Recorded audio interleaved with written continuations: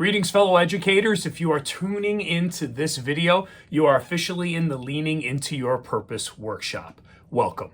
Now, friends, before we get started in this workshop, I want to make sure you're fully aware of who I am so you don't think I'm just some stranger talking to you. Friends, my name's Phil Januszewski by day. I've been a chemistry and physics teacher since the year 2005. I have a master's in teacher leadership, and I also have a positive education certification. I absolutely love bringing energy to the classroom, and I like to bring my quirky self to everything that I do. I'm blessed to have a wife and 2 children who I love very much, and I get to come home to every day. I'm also happen to be a motivational speaker with my best bud through a company called M&P Presentations, where we talk to youth about building confidence in order to open up doors and to take better control of our lives.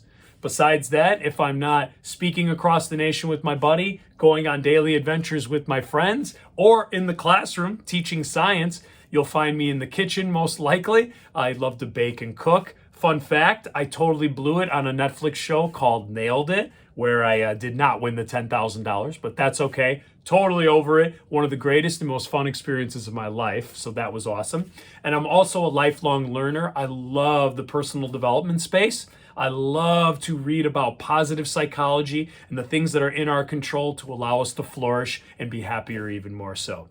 And I mentioned that I love being in the kitchen, so you see those weights up on there on that screen. I love to lift and exercise too, because I got to keep myself in check with everything I'm eating, for sure. Friends, it's a privilege and honor to be here. Let's dive right into it. As we said, this is the workshop, Leaning Into Our Purpose. Let's take away 3 pillars to make some magic happen so that we do not burn out, we feel even better about ourselves and career, and we can make even greater impact on our students' lives.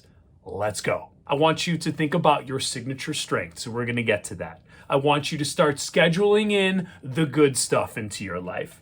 And I also want you to consider daily leaning into your purpose. Now, I want to break those 3 pillars down for you to make sure that they're tangible, relatable to your everyday life.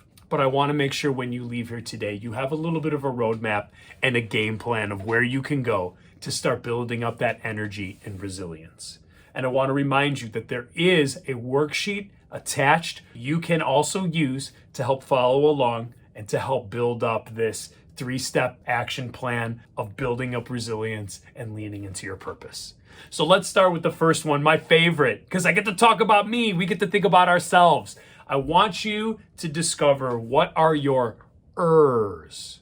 What are your ers? What does that mean?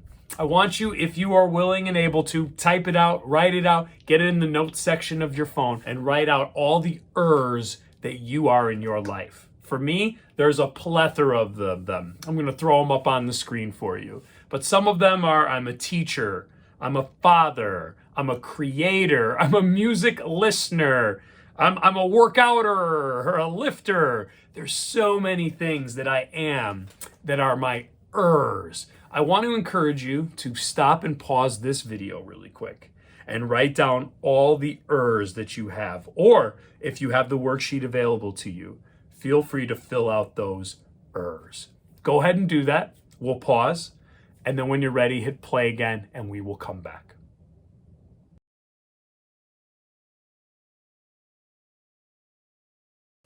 Okay, so we are back. I hope you took the chance to write down your ers, or if you were being a little lazy, that's okay. I hope you thought of some of your ers, and with my examples, hopefully that stirred up some ideas for you. Now, with those ers, this is the most important part. We have a lot of different ers in our life, but what I need you to do right now is sincerely and honestly, I want you to circle or mentally circle the ers in your life, those roles that you do. I want you to circle the ones that you feel genuinely energize you. That when you do them, when you complete them, when you perform that job or task, you feel energized, like there's something in you that's burning up, that it is in a good way. You're feeling like, man, I am not exhausted or depleted, but this is making me happy. Go ahead and do that. And I will share with you some of the ers that really, really extra fill me up. Go ahead and check these out. And go ahead and feel free to pause the video and circle your ers really quick. And I'll be back and ready with you when you come back.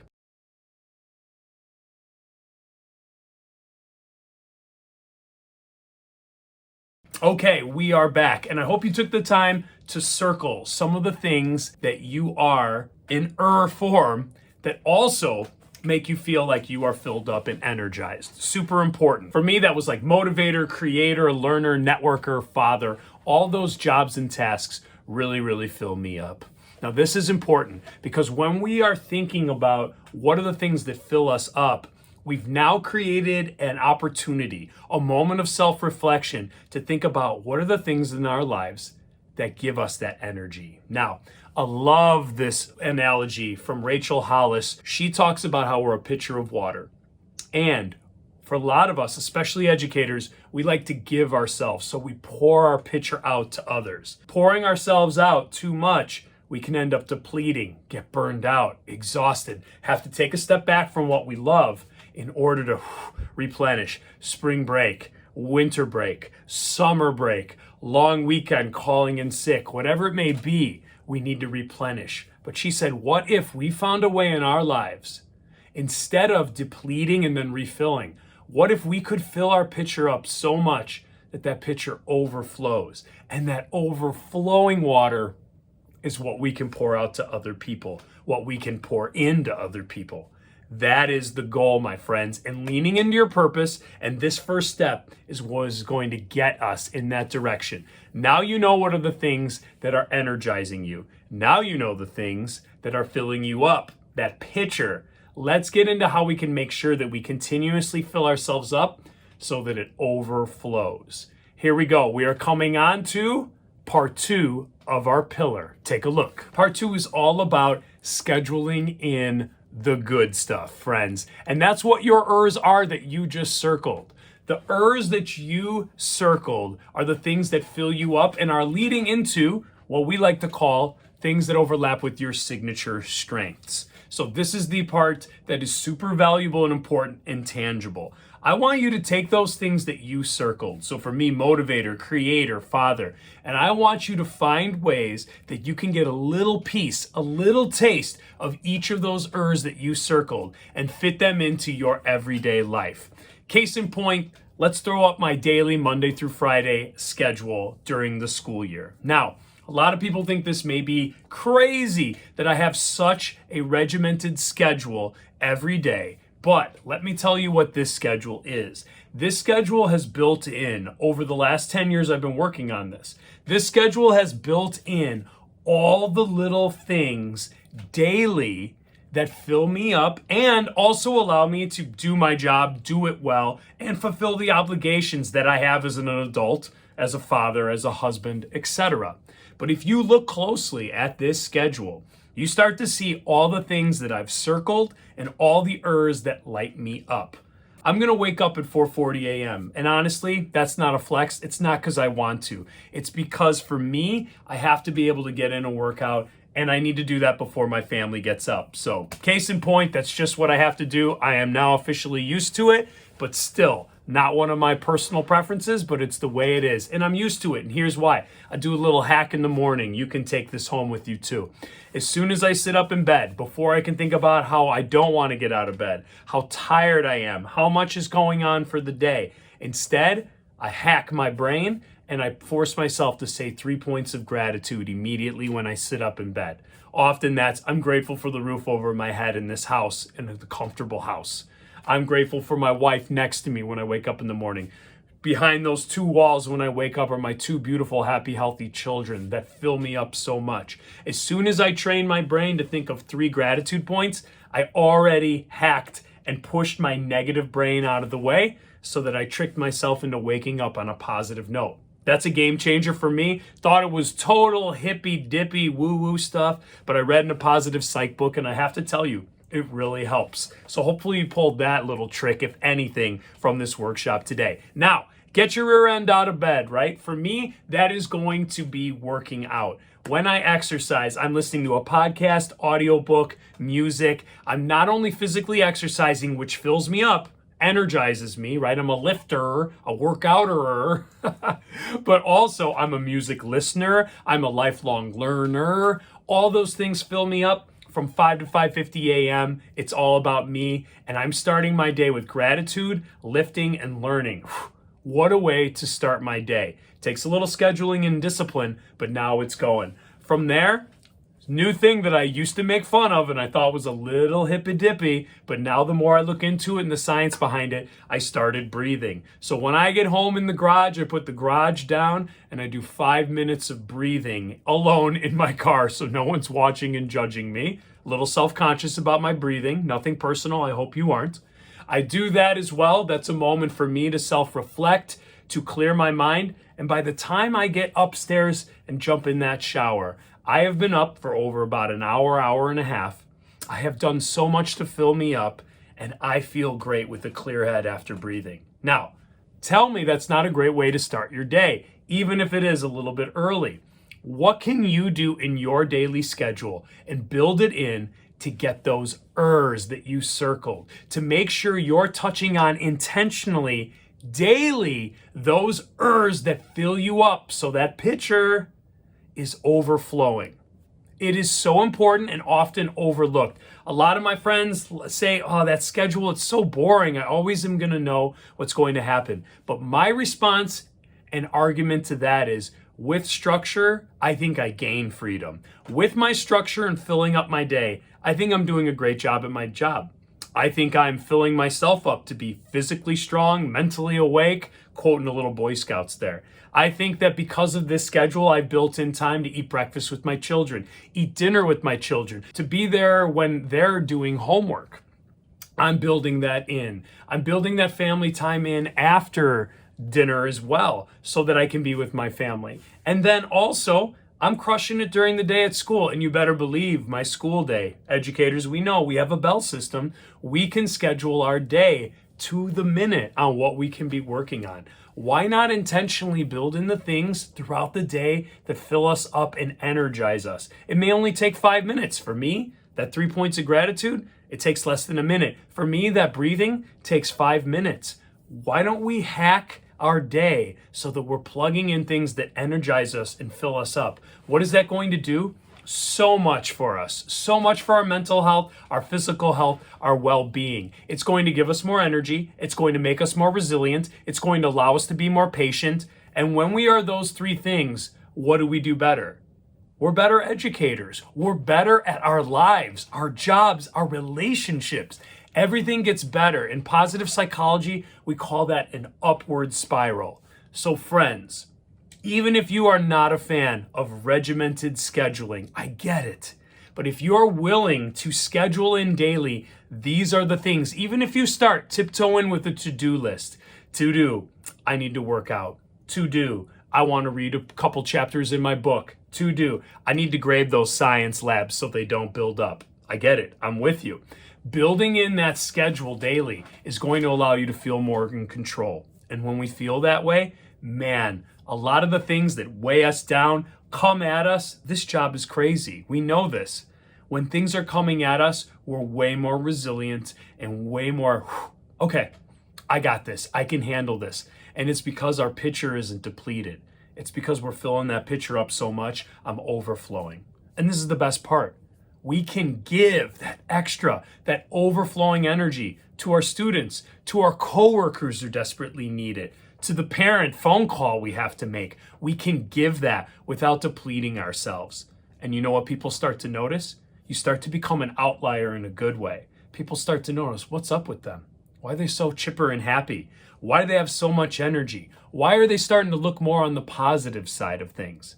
It's because you are overflowing and filling up.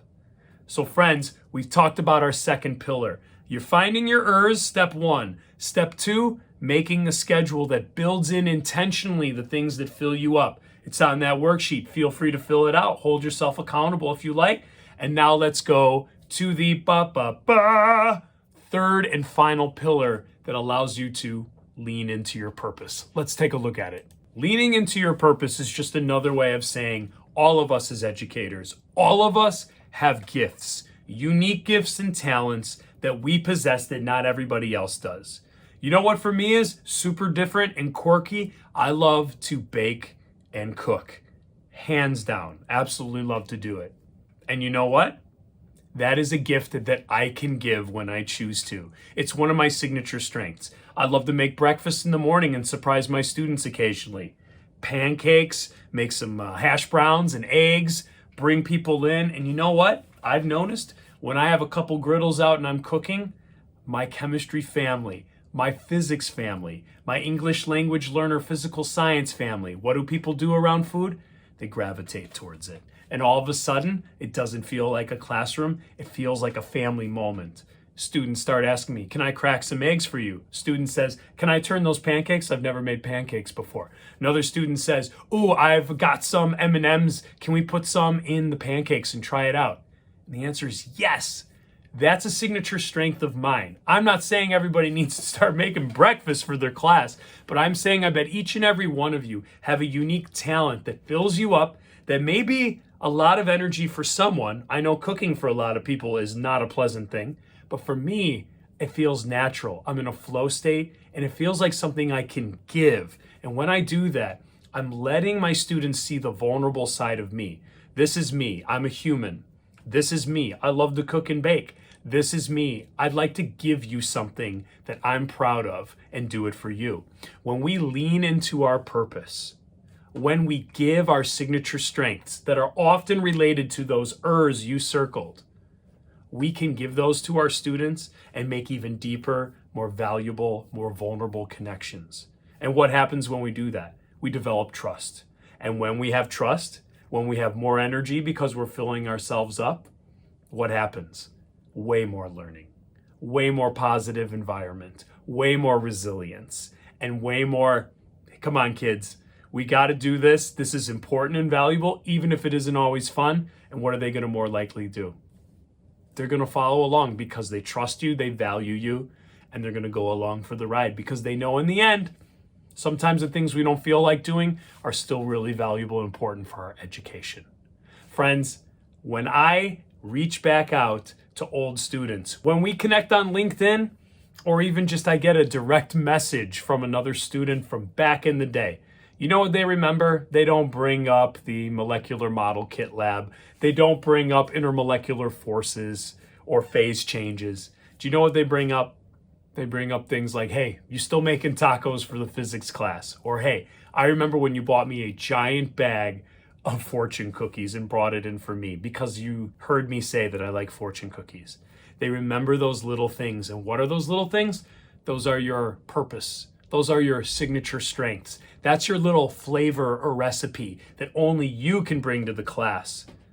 I have 2 children of my own, as I've mentioned, and I get to see through their teachers, their purpose. My daughter had a teacher who would write handwritten notes every once in a while saying, I noticed something you did, I'm proud of you.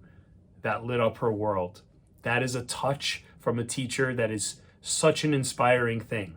Now, that might not be me and my personal purpose and signature strength, but it was hers. And when she leaned on it, it made her students feel good, it made her feel good, and it made everything a little bit better than it was before. So I want to remind you, we have such a wide variety of students, friends. We have such a wide variety of change consistently going on in our education system. That is out of our control. But what is in our control is understanding the things that fill us up, the jobs, the passions we have, our ers. And when we know what those are, and we circle those mentally and build them in intentionally into our day, you schedule in the good stuff, you start to feel better and better. And when that cup overflows, we have enough energy to lean into our purpose, to give our signature strengths to our students, whatever they may be. Cooking, writing, poetry, little drawings and doodles, phone calls home to give some praise. Whatever it may be, whatever quirky little passion you have that's one of your strengths, I encourage you to lean into that purpose. Make that your personal flavor or brand in the classroom and completely change the dynamic of not only your classroom, but your career, your job, a huge part of your life. Give your vulnerable, valuable self in your quirky own way. And when you own that, things are going to feel a lot better. And then we're not going to be burning out as easily. We're going to be more resilient and we're going to make even greater impact. Friends, I can't thank you enough for your attention and time because I know it's valuable, but I hope you took away a few tangible things from today. that can not only allow us to, in the end, be better educators and connect better with our students, but more importantly, let's put that gas mask on, right? That oxygen mask on an airplane. Let's take care of ourselves first. Let's fill ourselves up. When you do that, so much changes and that upward spiral happens. Friends, I'd love to stay in touch with you. If you're able, I'm on Instagram and Twitter. Just do my handle with my name at 𝐓𝐄𝐀𝐂𝐑. Let's connect. Let's help each other out, and let's lean into our purpose together. Thanks again for your time, and wishing you all health, happiness, and patience, not only this school year, but every single day of your life, with an intention to set, building in those good things, building the good stuff, and circle those ers more and more so you can overflow that pitcher. Love you guys. Take care and be well. Peace out.